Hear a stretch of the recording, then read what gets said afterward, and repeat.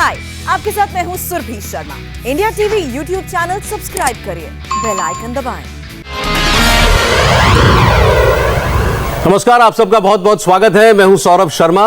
प्रधानमंत्री नरेंद्र मोदी आज शाम 5 बजे यानी अब से ठीक 1 घंटे के बाद देश को संबोधित करने जा रहे हैं। प्रधानमंत्री क्या बोलेंगे, किन मुद्दों पर वो बात करेंगे, लोगों से क्या कहेंगे, हर किसी की नजर इसी बात पर है। प्रधानमंत्री नरेंद्र मोदी किन विषयों पर बात कर सकते हैं, इस पर आज चर्चा करने के लिए हमारे साथ थोड़ी देर के बाद 4:05 पर मेहमानों का एक बड़ा पैनल होगा, तमाम राजनीतिक दलों का। लेकिन आइए उससे पहले एक नजर डाल लेते हैं इस वक्त की 100 खबरों पर।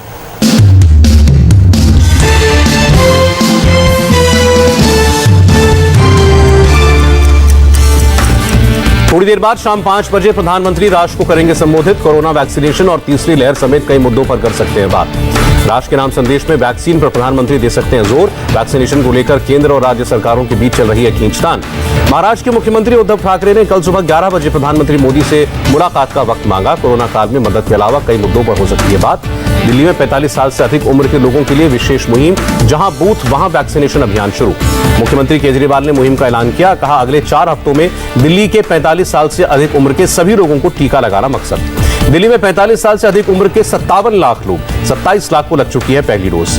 हर हफ्ते दिल्ली के 70 वार्ड्स में चलेगा अभियान। आज बूथ लेवल अफसर को दी जा रही है ट्रेनिंग। अफसर घर घर जाकर वैक्सीन लगवाने वाले लोगों की लिस्ट बनाएंगे।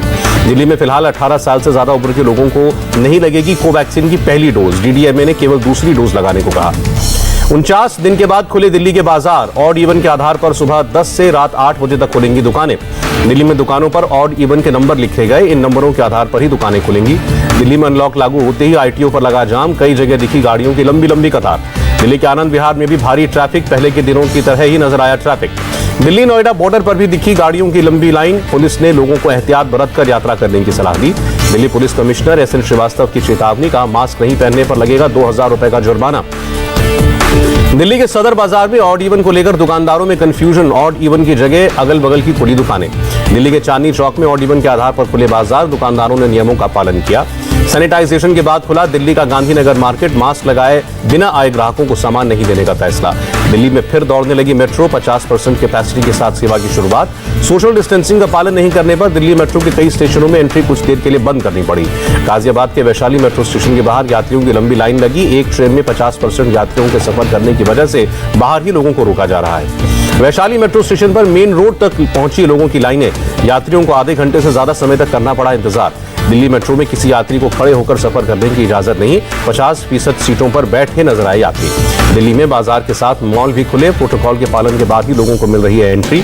दिल्ली के कॉमनवेल्थ खेल गांव में ड्राइव थ्रू वैक्सीनेशन की शुरुआत। दिल्ली के डिप्टी CM सिसोदिया ने लोगों से सुविधा का फायदा उठाने को कहा।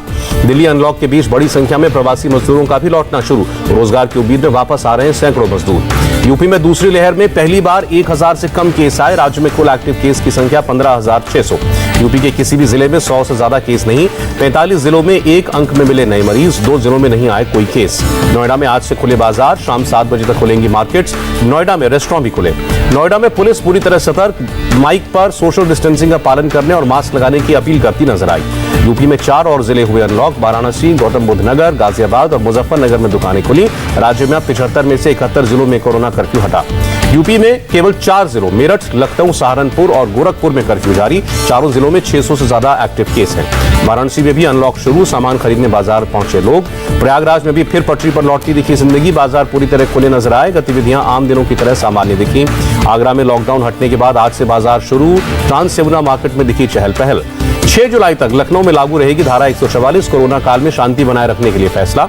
यूपी में महिलाओं के लिए विशेष टीकाकरण अभियान शुरू। 75 जिलों में बनाए गए महिला स्पेशल 2 बूथ। मुंबई में करीब 2 महीने बाद बाजार खुले। महाराष्ट्र सरकार ने मुंबई को लेवल 3 में रखा। शाम 4 बजे तक खुलेंगी दुकानें।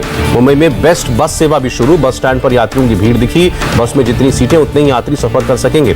मुंबई में अंधेरी बस स्टैंड पर भी यात्रियों की भारी भीड़। लोगों को कई घंटे इंतजार करना पड़ा। सोशल डिस्टेंसिंग का पालन नहीं हो रहा है। मुंबई में वेस्टर्न एक्सप्रेस हाईवे पर गाड़ियों की लंबी लाइन। हाईवे पर दोनों तरफ गाड़ियों की मूवमेंट हुई धीमी। मुंबई में लोकल चलने पर 1 सप्ताह बाद होगा फैसला। मुंबई के मेयर किशोरी पेडनेकर का बयान। अनलॉकिंग के साथ ही मुंबई के समुद्र तट हुए गुलजार। जुहू बीच पर मॉर्निंग वॉक करने निकले मुंबईकर, जताई खुशी। मुंबई में मॉल्स और थिएटर अभी बंद रहेंगे। जिम, सलून, ब्यूटी पार्लर और स्पा 50% क्षमता के साथ शाम 4 बजे तक खुलेंगे। पुणे में खुले जिम और सलून, अनलॉक के साथ बस सेवा भी शुरू। नागपुर में अनलॉक के तहत शाम 5 बजे तक खुलेंगी सभी दुकानें, mall, cinema halls, gym, spa भी 5 बजे तक खुलेंगे। पुणे में खुले जिम, अनलॉक में सलून्स को भी खोला गया। गुजरात में आज से कोविड पाबंदियों में ढील, सभी सरकारी और निजी दफ्तरों को 100% कर्मचारियों के साथ खोलने की इजाजत। जम्मू में अनलॉक के साथ बड़े स्तर पर हुआ सफाई अभियान शुरू। जम्मू नगर निगम ने शुरू की ड्राइव। कोरोना के इलाज के लिए स्वास्थ्य मंत्रालय की नई गाइडलाइंस, आइवोमेक्टिन, डॉक्सीसाइक्लिन, जिंक समेत कई दवाएं बंद करने की सलाह।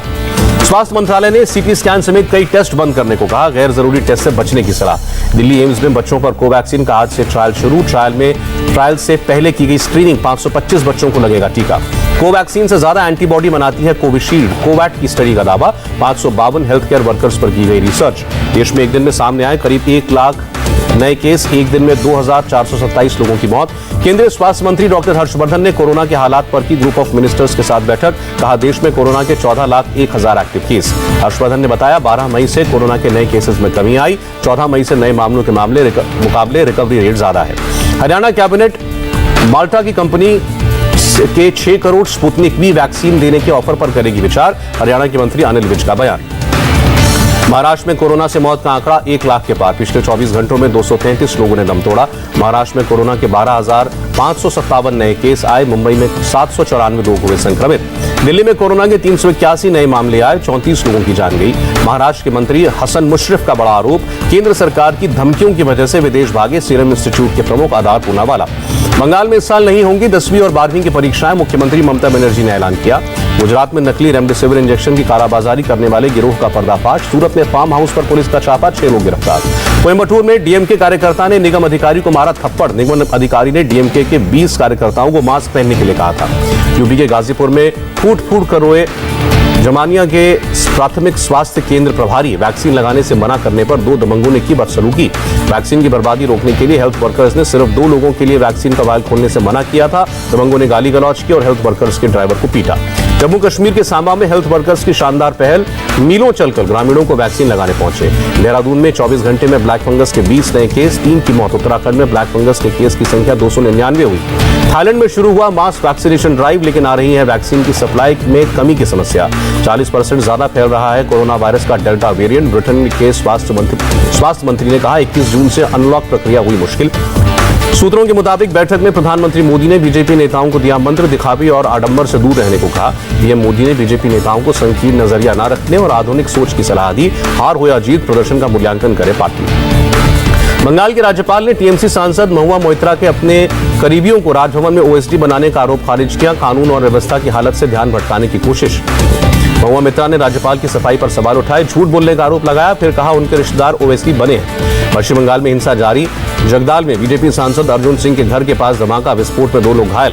पश्चिम बंगाल में जगदाल में तोड़फोड़ के बाद स्थानीय लोगों का हंगामा, टायर जलाकर रोड जाम की।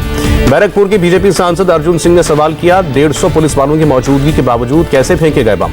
पंजाब में निजी अस्पतालों को वैक्सीन बेचने पर सियासत जारी। अकाली दल अध्यक्ष सुखबीर बादल ने मोहाली में पंजाब के स्वास्थ्य मंत्री के घर के बाहर धरना दिया। मध्य प्रदेश में जूनियर डॉक्टर्स की हड़ताल खत्म। शिवराज सरकार ने डॉक्टर्स के वेतन में 17% की बढ़ोतरी का आश्वासन दिया। पेट्रोल की बढ़ी कीमतों को लेकर राहुल गांधी का मोदी सरकार पर हमला। कहा पेट्रोल पंप का बिल देते समय मोदी सरकार का महंगाई में विकास दिखाई देगा। मुंबई के हिंदुजा अस्पताल में वेंटिलेटर पर नहीं, ऑक्सीजन सपोर्ट पर हैं दिलीप कुमार। डॉक्टर ने हालत स्थिर बताई। राजस्थान सरकार ने ग्रेटर जयपुर नगर निगम के मेयर और 3 पार्षदों को सस्पेंड किया। नगर निगम कमिश्नर से बदसलूकी के बाद कार्रवाई। हरियाणा के टोहाना में किसान नेता राकेश टिकैत का धरना खत्म। देर रात को 2 किसान नेताओं की रिहाई के बाद लिया फैसला। राकेश टिकैत ने कहा, अब किसान नेता आज टोहाना पुलिस थाने का घेराव नहीं करेंगे। एक और किसान की रिहाई के लिए बातचीत जारी। मेहुल चौकसी के कथित अपहरण मामले में अंशिका पुलिस ने जांच शुरू की। वकील के पत्र के आधार पर कार्रवाई। ब्रह्मपुत्र नदी में पानी का स्तर बढ़ने से असम के लखीमपुर में बाढ़ जैसे हालात, निचले इलाकों में पानी घुसा। दिल्ली में नकली पुलिस का भांडाफोड़। दिल्ली पुलिस के फर्जी आई कार्ड के साथ सिविल डिफेंस वॉलंटियर गिरफ्तार। चेन्नई में कथित महिला वकील ने की पुलिसकर्मी के साथ बदतमीजी। बिना ई पास के कार चला रही बेटी को रोकने पर दी यूनिफॉर्म उतरवा देने की धमकी। अलीगढ़ के नूरपुर में दलित बेटी की शादी में आ रहे बारातियों की पिटाई के मामले में कार्रवाई। अब तक 5 लोग गिरफ्तार। मुंबई के बांद्रा खैरवाड़ी में 4 मंजिला इमारत का कुछ हिस्सा पास में बनी चौल के मकानों पर गिरा। 1 की मौत, 5 घायल। फायर ब्रिगेड की टीम ने स्थानीय लोगों के साथ मिलकर मलबे से 17 लोगों को बचाया। बीती रात 1:45 बजे हुआ हादसा। यूपी की बांदा जेल से भागा कैदी चोरी के मामले में जेल में बंद था। यूपी पुलिस ने पेश की मिसाल। ग्रेटर नोएडा एक्सप्रेसवे पर कार का टायर फटने पर कार सवार की तुरंत मदद की। पाकिस्तान के सिंध में 2 ट्रेनों की टक्कर, 36 लोगों की मौत, 50 से ज्यादा घायल। हादसे में ट्रेन की बोगियों में अभी भी कई यात्री फंसे हुए हैं। रेल अधिकारियों के मुताबिक 6 से 8 डिब्बे पूरी तरह क्षतिग्रस्त हुए। फ्लोरिडा की ग्रेजुएशन पार्टी में हुई शूटिंग में 3 की मौत, 6 घायल। मारे गए लोगों में स्टेट करेक्शन ऑफिसर शामिल। ब्राजील के शहर मैनुअस में गैंग वॉर, एक गैंगस्टर की हत्या के बाद 14 बसों और पुलिस की 2 गाड़ियों में आग लगाई गई। T20 विश्व कप की मेजबानी कर सकता है श्रीलंका। बीसीसीआई ने आयोजन के लिए आईसीसी से मांगा है 1 महीने का वक्त। वर्ल्ड टेस्ट चैंपियनशिप फाइनल से पहले न्यूजीलैंड के कप्तान विलियमसन का बयान, कोहली के साथ खेलना रहेगा काफी कूल। फ्रेंच ओपन में बड़ा उलटफेर, 21 साल की खिलाड़ी एलेना ने सिरेना विलियम्स को हराया, क्वार्टर फाइनल में जगह बनाई। और टोक्यो ओलंपिक से पहले जावलिन थ्रोअर नीरज चोपड़ा पहुंचे पुर्तगाल। 10 जून को लिस्बन में एक मुकाबले में करेंगे शिरकत। हाय, आई एम सुरभि शर्मा। खबरों से अपडेट रहने के लिए India TV YouTube channel subscribe करिए, साथ में बेल आइकन जरूर दबाएं। जुड़े रहें इंडिया टीवी के साथ।